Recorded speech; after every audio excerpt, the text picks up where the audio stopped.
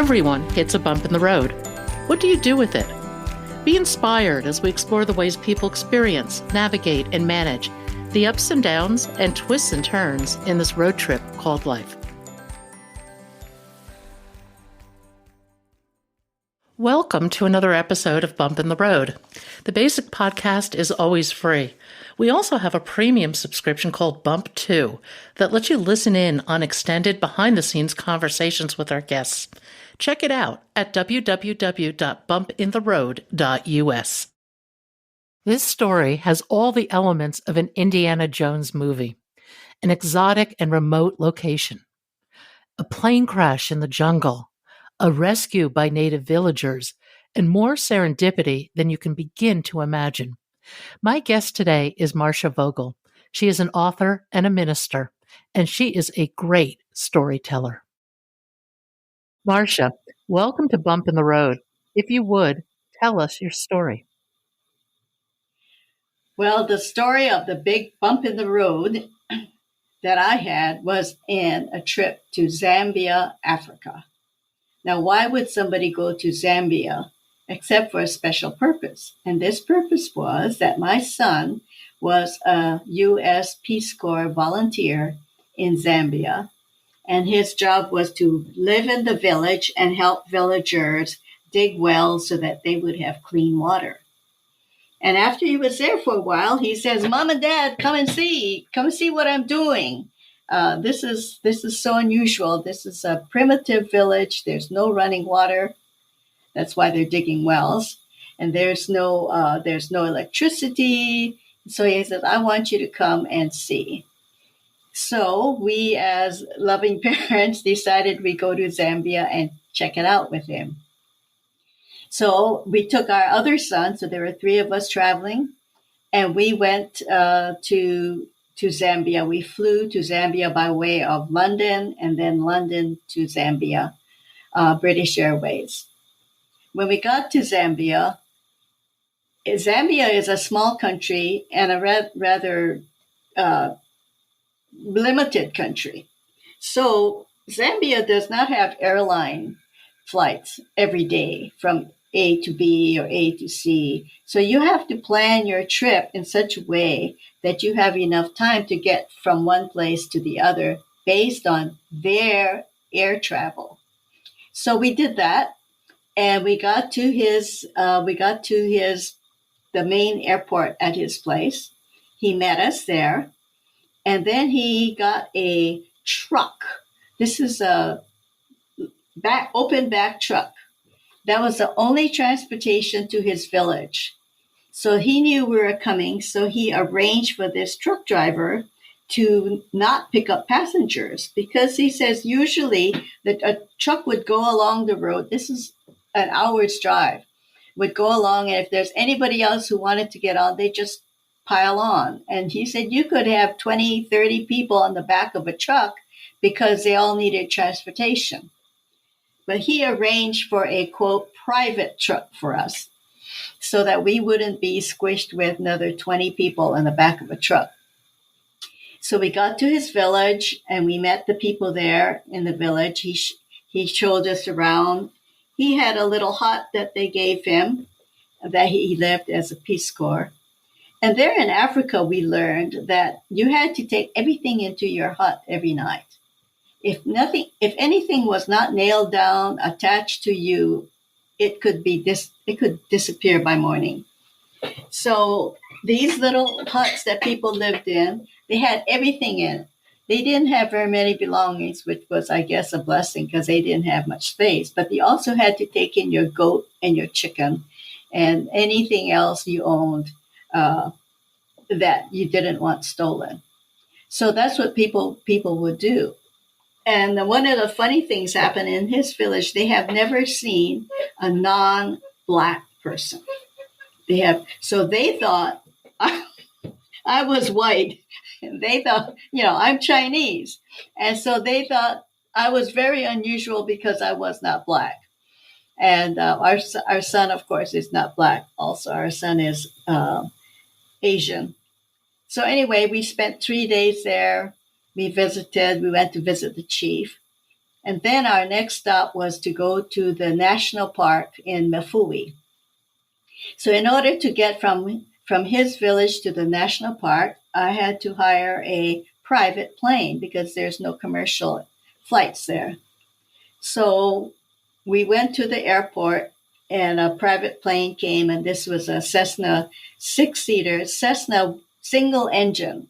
And I was told it would seat 6 people. Well, there were just 4 of us, plus the pilot. So we got into this little Cessna and started flying. It was an hour-and-a-half flight to Mifui, where the national park was. So about an hour out, and we are flying along very, just uneventfully. I'm looking down at the ground, and suddenly there's a loud buzzing sound. And a red light on the dash is flashing, and the pilot looks at us and he says, "Brace yourselves. This is a forced landing." The engine had cut out. It just stopped. And so this pilot, we glided down, and fortunately we were over a drying riverbed. And he brought us down, gliding down, and he landed it. And when he landed it, of course, it was a bump. Talk about bumps in the road. This was a bump in a drying riverbed. And at the impact, the seat in front of me had collapsed. Now that would be okay, except my foot was under it. And so my toes got smashed. Well, the other thing about this little plane, there were 4 of us plus the pilot. And this is Africa. There are no seat belts, or the seat belts were available, but they didn't work. And behind me was where all the luggage was. So as the plane hit the ground, it rolled over me. All the luggage came rolling over me. So now we decided that we all better get out of this plane because we have no idea. In the movies, the plane crashes and it blows up, fire.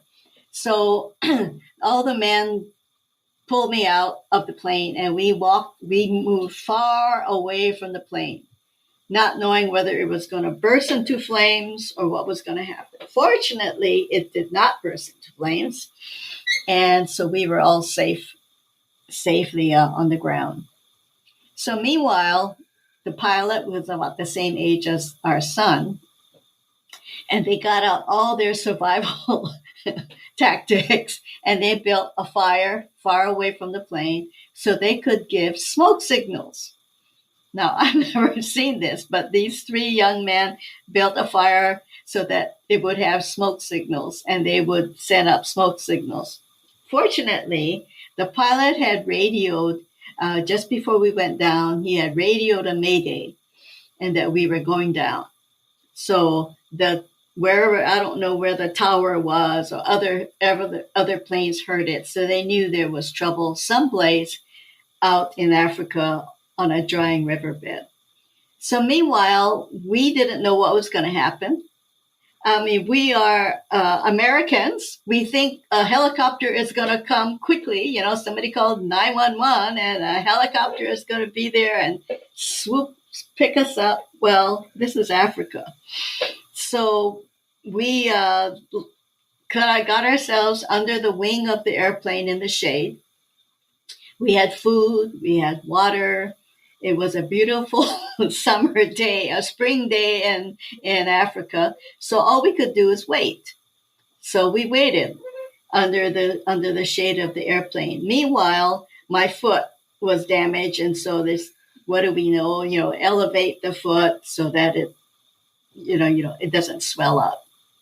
So after about 5 hours, coming through the jungle is an entourage, and we have a policeman, there is the owner of the airplane, and there's about 7 villagers who came with them, and they come right out from the jungle into where we were.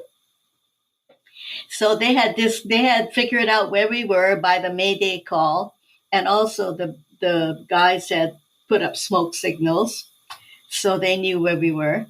and they came. Well, it turns out that we were far enough inland away from any road that they had to land another small plane on a road about an hour away, and they hiked to where we were. So that's an hour hike in. And on the way, they past the village, and they picked up villagers and asked them to come along and help them. So here we were, and they brought us food. And one was a doctor, and he looked at us, and he looked at the area, and he said, "Oh my goodness, God was with you." He said, "We thought we were going to find you guys in the treetops. We thought we were going to find you smashed on the ground, but look at you lounging in the shade, enjoying a spring day." So anyway, now we had to go back to the plane. I couldn't walk. My foot was smashed. And so one of the villagers picked me up and put me on his shoulders like a little kid. And he hiked through this jungle with me on his shoulders, and another villager in front of us with a long stick, whacking the trees above to make sure there were no bugs, bees, or spiders that I would be led into.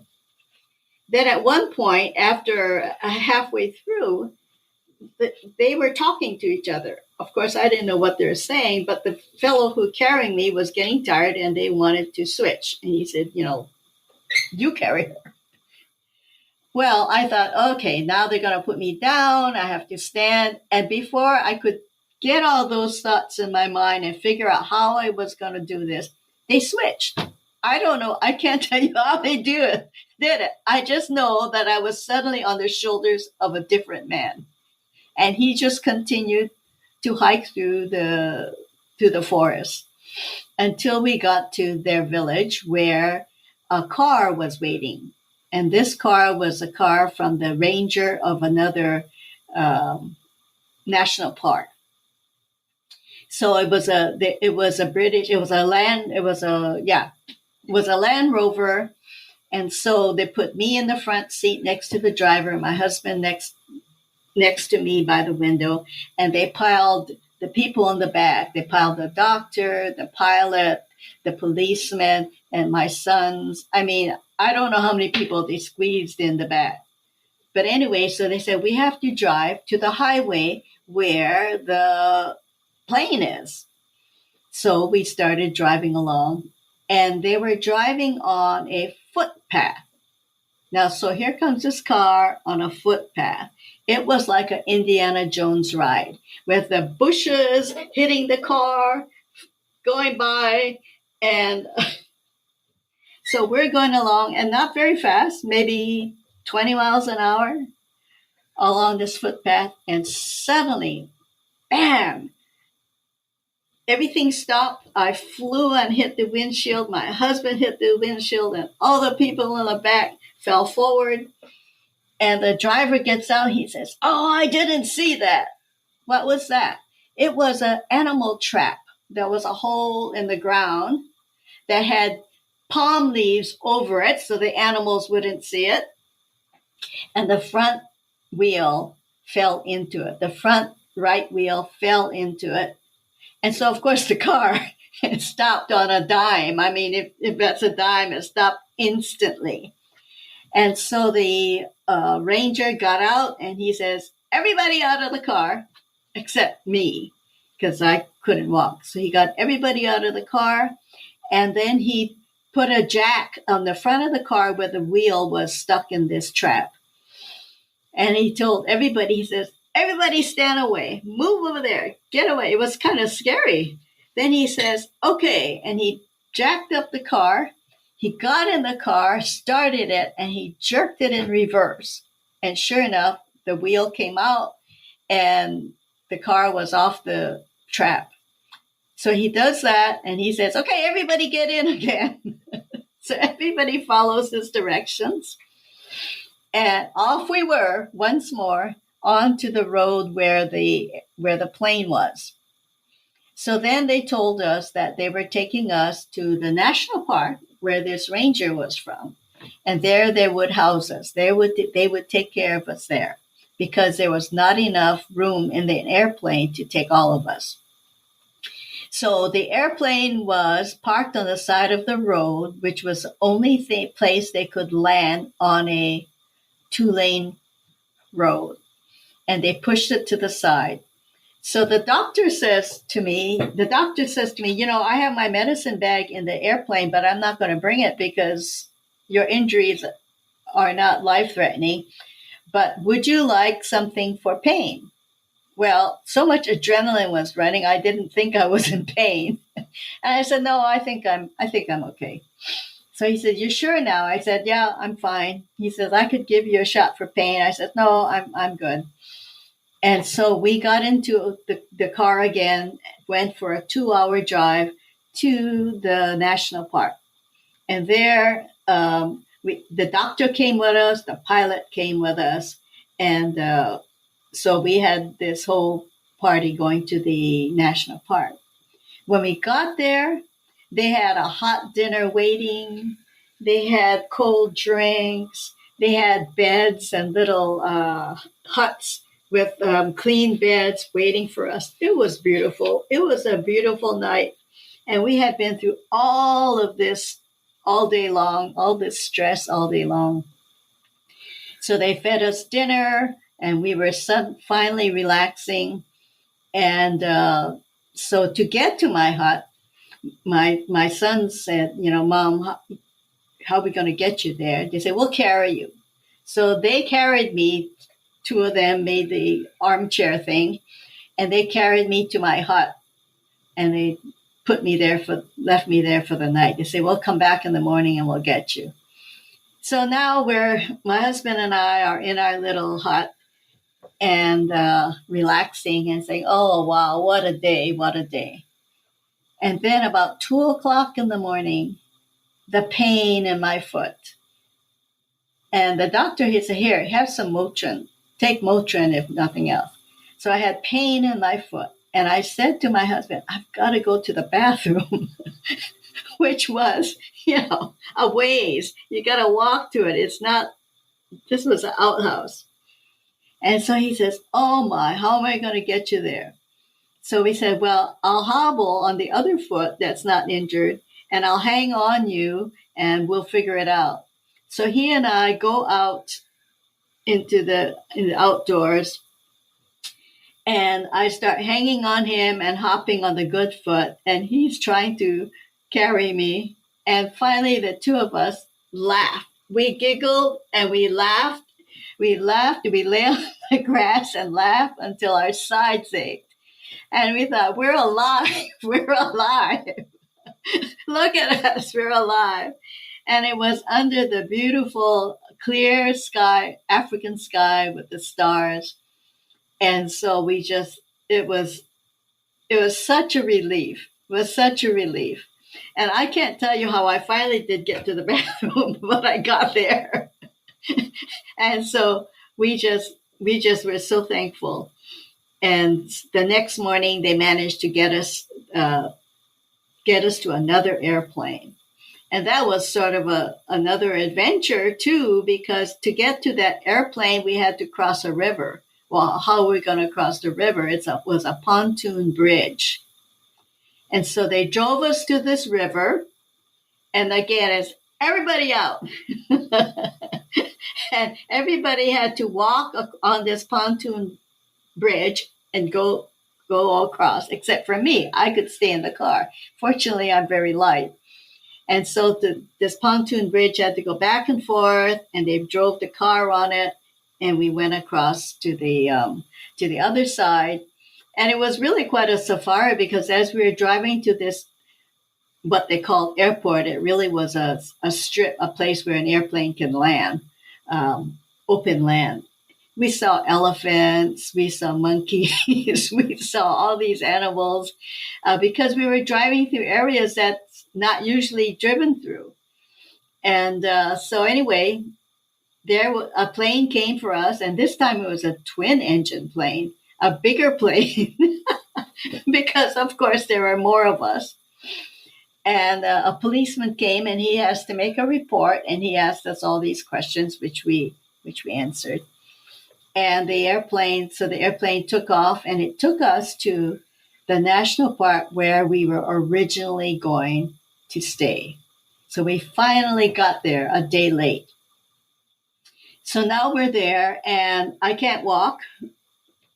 And the lodge place, they don't have a wheelchair, and they are so accommodating. So they had an old car.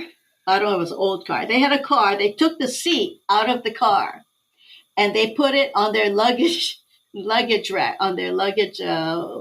What do you call those? Dolly, the luggage dolly, and they attached it to the luggage dolly, tied it on there with ropes, and they made a wheelchair for me so that I could sit on this seat, and they would schlep me around on this wheelchair. And they said, "Oh, we're so sorry this happened. We want to give you the very best accommodations we have." And they showed us this. It was like it was a little building. It was a little building, and he said, "We're going to give you our best suite." Okay, so we go to the place where the best suite is, and wouldn't you know, it's upstairs. It's on the you have to on the second story, and it's the best suite because you get the view of the whole park. You get the best view, and you're right on the river. And we said, "Thank you, but there's no way I'm going to go up and down those stairs." So they gave it to our sons, and we took the suite downstairs, and which was very nice, So we stayed there for 2 days. And we got to see, it's amazing, we got to see all kinds of wildlife. And they said, even the guide says, "I have never seen so much wildlife in 2 days as you are seeing." So, I don't know, felt like Noah, right? All the animals came to see us. So then the the owner of the plane said, "I'm really sorry this happened to you. And so I want to pay for the extra days for you to stay at this resort." And I said, "Well, that's really nice, but we have airplane tickets to go from here to there on the Zambian schedule." And he says, "Don't worry about that. I'll take care of it. You can use my private plane." So we stayed another day. He sent an airplane, a twin engine plane for us to go down to Victoria Falls. And they gave us the tour of Victoria Falls in the process because they had to fly over it. And we went to the next place. When we got there were other guests there at that place. And again, this has a place where you had to go upstairs for the dining room, and that wasn't going to work. But there were people there who were willing to carry me. It was wonderful. One of the people who was a guest was a pilot who was on vacation. And so when they saw me with, not being able to walk, they asked, "Well, what's wrong?" And so we told them about this plane crash. And he said, "I was in the air during the May Day, when that May Day came. And I knew I was going on vacation in 2 days." He said, "I was prepared to go on a search party for you. Had you crashed in a place where they couldn't find you, I was going to go on that search party and look for you." And it was just so touching that he was already, and so he says, "I'm so happy to see you're alive and you're fine." And this was on his vacation. So that was really nice to hear. What happened? So then, I have to interject. What happened to your foot? I mean, it needed medical attention. Well, it did and it didn't. My toes got crushed. All right. And the doctor he was a German doctor who was there. He says, well, it wasn't bleeding. So he said, if your foot is just sprained in some way, then we'll wrap it up tight, and then we'll give you Motrin. Now, if it's broken and fractured, we'll wrap it up tight and give you Motrin. So guess what I did? Wrapped it up tight and took Motrin. And anyway, he said, if you need any kind of surgery, don't do it here. Go back to the U.S. and take care of it in the U.S. He says, not here.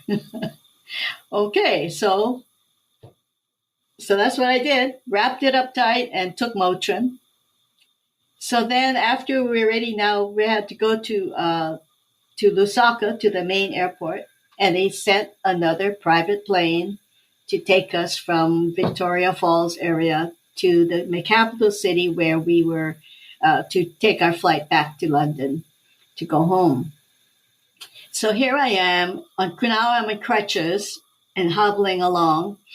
And so we get to Lusaka and went to the British Air desk and said, we got to, the airline people said that they were going to move us up to business class because of my condition. So I got up to the desk and I started to tell them the story. I mean, like, we're here because, and all the clerks looked at me and said, oh, you're the people who were in the crash. Said, everybody heard about it. It was in the news. It was broadcast all over the radio. It was all over. And so they say, oh, you're the people. They said, yes, we're the people. And so they provided me with a wheelchair. Now I got a wheelchair, and now we're getting VIP treatment. So we get to the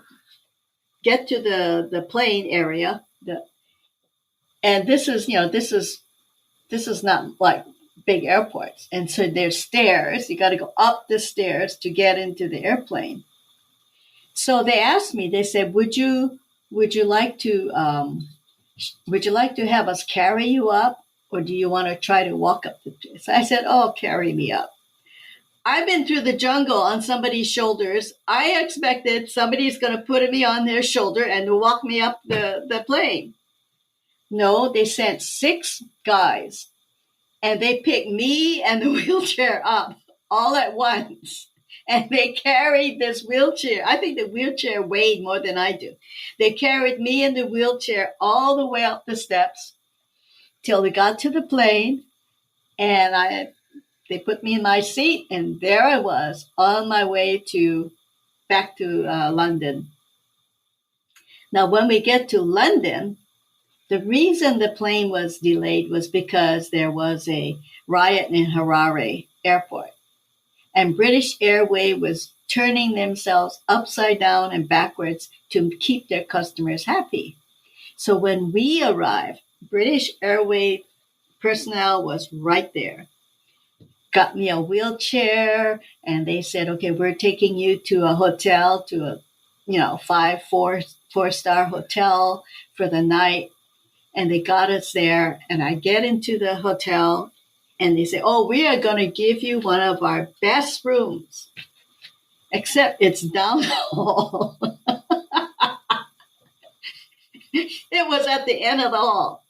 So I hobbled my way to the end of the hall, and it was so nice. It was, after all that. And so then British Airways just turned themselves upside down. And the next day, they took us to the right hotels and all that kind of stuff. Then at that time, this is 1998, London is not handicap friendly. And so we said, we got to have a hotel that has an elevator. Oh, no problem, no problem. So they booked us into a hotel that had an elevator, except when they brought us to the hotel, to get into the hotel, there were 10 steps to get into the hotel. And I said, "Do you have a back entrance? Do you have a delivery entrance or something that doesn't have steps?" And they say, "Oh no, the trucks drive up to the top of the stairs, and that's how they get in the back." So there was no getting around it.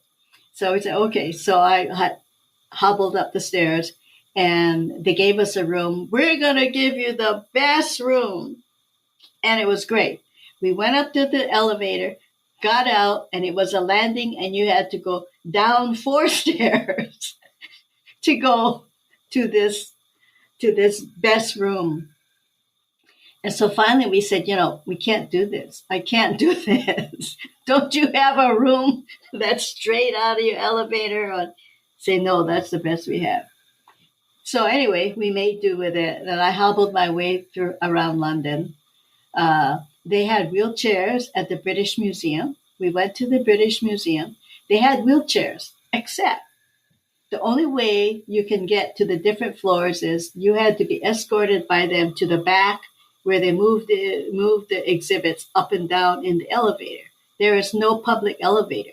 So I had to be escorted around the British Museum elevators. And so that was an adventure in itself. I got to see stuff that people don't get to see. Anyway, so this whole trip goes on and it's time to go home. We get out, we get to the airport again. And I say to my son, I said, I really need a wheelchair. Look around and see if you can get a wheelchair from some airline or something.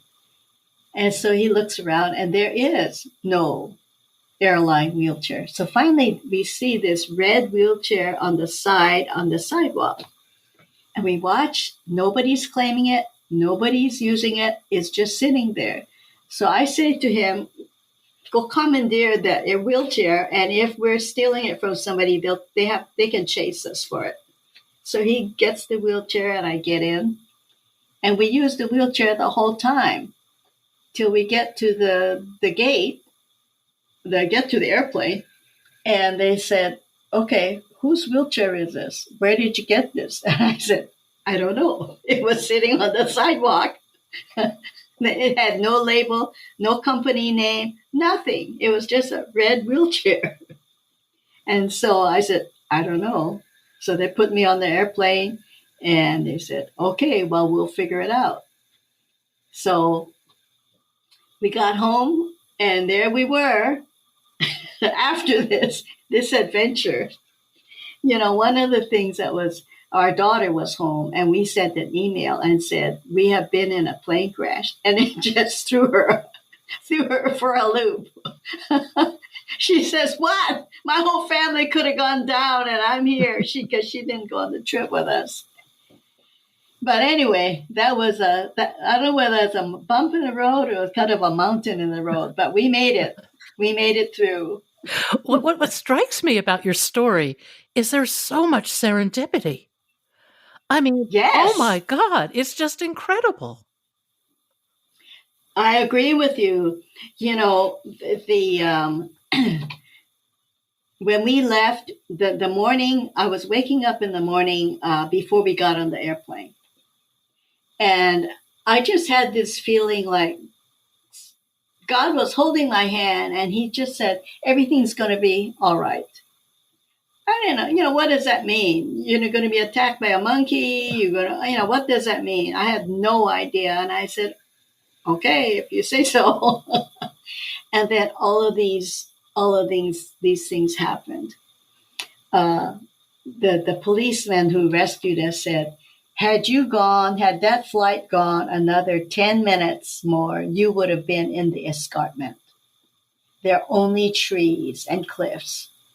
And had you gone down there, he said, you'll be hanging in trees. And if you make it out alive, we would never find you. And that's why that other pilot said he would go on a search. He says, we've had it happen before where people crashed in the escarpment and it took us days to find them. So that was a blessing. The fact that this entourage walked an hour through the jungle and was able to find you, that blows my mind. I know. I don't know whether they had GPS or what, but they found us. Yeah, 98 GPS was just coming out, but they wouldn't have known your coordinates where you went down. I don't know. They found us. And And they brought these villagers, to help us carry. They carried our bags. They carried me. They whatever carried whatever we needed. What is the So, wisdom to come out of this story? well, for me, although I never panicked the whole time, I never panicked, and I don't think any of my family panicked. And I believe that when I heard the Lord say everything's going to be all right, it's going to work out. It was just, hang on to that assurance that everything's going to work out. And as you say, everything fell into place. And we got little extras. I tell you, one of the serendipity or stories that I didn't put in there, I'll tell you right now. The plane that came to rescue us on the road, when we got to the resort, we were told this story. There was a couple from Malawi, which was the next country, who decided that they were going to fly to Victoria Falls for a holiday. He owned a tobacco farm or something. Anyway, they do this all the time. And so he hired this private plane to take them. And on their way, he said, "Oh, let's stop for lunch at that resort." And so the plane went down and they stopped for lunch at the resort. And said the pilot had just sat down to eat when the Mayday came. And they said they needed a plane to go search for these people. And so he got up from his lunch. He didn't eat his lunch. He got up from his lunch and he went to his plane and waiting to take on the only doctor within 250 miles, the owner of the plane, and the policeman of that area. And the four of them went to go search for us. Then we learned that, of course, the whole story, how they found us and all. And the people who were on their way, who just stopped for lunch, told me this story and said they'd learned that airplane was the only plane on the ground that had fuel in it. That there were other airplanes on the ground in that little airport, but none of them had fuel. And so this pilot got up from his lunch and they had fuel because they were going to go on further, which they didn't do. Your story. I mean, how can that be? It's incredible. Your story reminds me a little bit of Mary Neal's story in that she was kayaking in Chile, went under a waterfall. She had a near-death experience, which thankfully you didn't go that far. But there were all these incredible serendipitous events that happened that were just outside the realm of any probability. And she was hauled out of the jungle. An ambulance appeared where there were no ambulances. It was one thing after another, just an incredible set of circumstances. And this story reminds me a little bit about that. And your sense of trust that it would turn out all right, even though you had to be going through enormous emotional swings during this whole time. Did that sense of trust ever leave you? I don't think so, because I don't ever remember panicking. I mean, it was a matter of, okay, I don't know how we're going to be rescued, but it's going to happen. And as I say, as Americans, we thought some helicopter was going to. And then we learned later that there was only one helicopter in that whole country. So it's not going to come and rescue us. What would you advise somebody taking private planes from point to point in Africa? Well, the way I found this company is our son had to be airlifted from his little village to the capital city because he had some medical issues and he had to be in the capital city. And so the Peace Corps hired this company to airlift him. So I found out what company it was and decided, well, if the Peace Corps hired them to airlift their people, I guess it's reputable. And that's how I found that one. And then at the same time, I have a brother-in-law who's a pilot.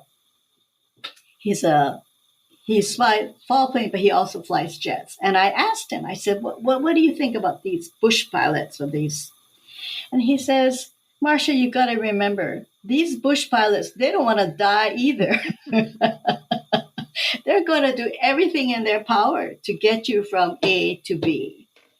And so I understand these bush pilots are very skilled because they don't have all the airport runway amenities that we have here in our country. So he said, I think they'd be safe. And if the Peace Corps hired them, that what other recommendation can you have? So, with all the serendipity, what do you chalk it up to? Is it luck? Is it faith? How did all this pull together? Well, I chalk it up to the hand of God because, and it's just more than faith. The fact that I didn't panic that's a faith on my part. But all of these things falling into place for us, keeping us safe and giving us extras. I mean, we got extra days at the park. We got extra tours here and there. We got extra. I mean, it was more than you just made it through. And I'd say, he's a gracious God. He's a provider, and he doesn't skimp on anything. So I put it in the hand of God. My faith, I have to believe that he's going to do this. Things didn't happen the way I thought they would. But in retrospect, given the circumstances, they happened out better than I could have imagined or I could have arranged myself. Thank you for listening. I hope you'll support this podcast by becoming a Bump 2 subscriber. Buy us a cup of coffee. It's your support that makes this podcast and website possible. I hope you found something in today's podcast that inspires you along your own life's path, because sometimes a bump in the road is actually a portal into a more conscious and meaningful life.